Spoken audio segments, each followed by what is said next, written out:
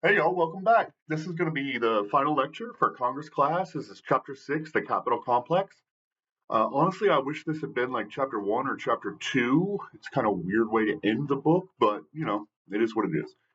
Okay, so we'll skip straight to section 3, the members.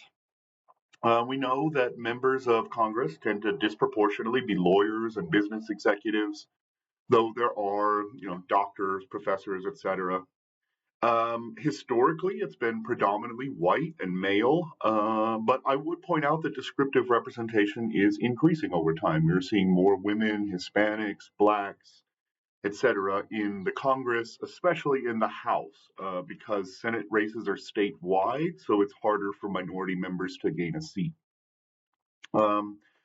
Most congresspersons have served in a lower elected position at some point, like a state representative or state senator or governor, etc.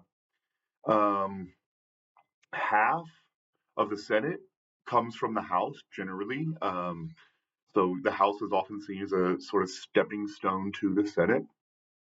Uh, Staff membership has also become a lot more important in grooming for congressional seats, right? So a lot of top staff members, when a member steps down, they'll sort of tap their top staff member to take their place in their district. Since the 1970s, the work week has largely been restricted to only Tuesday through Thursday, especially in the House.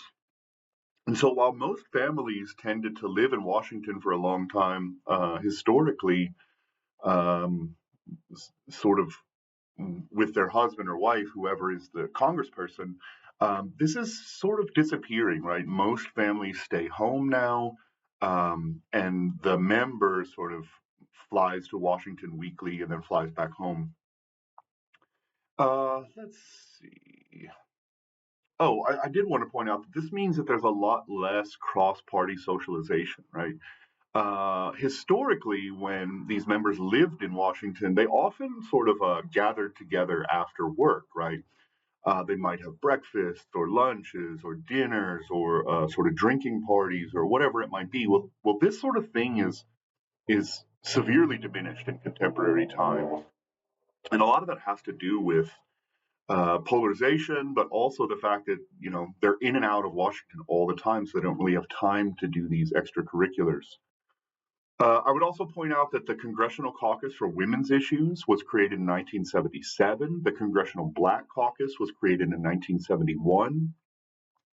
And so the 70s were a big period of change, especially for descriptive representation, like we talked about earlier. Okay, section 4 is about staff. I would point out that staffers often work incredibly long hours at very little pay, unless you're one of the very top staff members. There's a lot of volunteer service. There's a lot of fellowships. The University of Texas system has what's called the Archer Fellowship, and a lot of university systems across the U.S. have sort of fellowships with congressional offices. The Congress has historically relied on the executive branch for data and research, but this has shifted contemporaneously as the sort of rift grows between Congress and the executive branch on who holds power. Is the data being handed to us by the executive branch clean and reliable? This sort of question, right? And so there's been a big push since the progressive period in the 1910s to create more in-house research, data, etc. Right, and so this includes the creation of the Congressional Research Service in the progressive period, the creation of the Congressional Budget Office, the creation of the Government Accountability Office, which is supposed to research and ensure that the executive branch is implementing policies and appropriations the way that Congress wanted them to under the Article 1 rules, right? And this is changing dramatically today, right? But there will be pushback in the courts by the Democratic Party, etc. The Legislative Reorganization Act of 1946 was very important because this allowed for professional staff. It actually gave funding to congresspersons It gave office space, etc., so that they could hire a professional staff that would be more long term, right? Okay, the final section is about lobbyists, and we'll just kind of touch on it here. Lobbyists are often former congresspersons or their staff, right? They call this sort of the revolving door. As soon as you leave your congressional position, or you lose your election, or you leave your high level staff position, you quite often these people get into lobbying, right? As consultants or direct lobbyists, etc. And there's a couple reasons for this.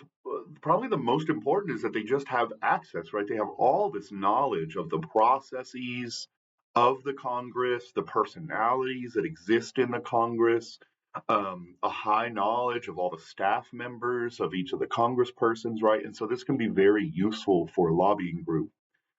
There is a 1 year ban on congresspersons and on staff from jumping directly into lobbying.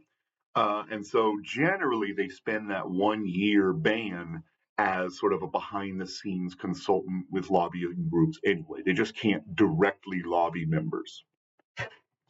Okay, that's all I've got. Like I said, there wasn't really much here. The final project is up, and I will get the final paper 4 up today or tomorrow. All right, thank you. Have a great day.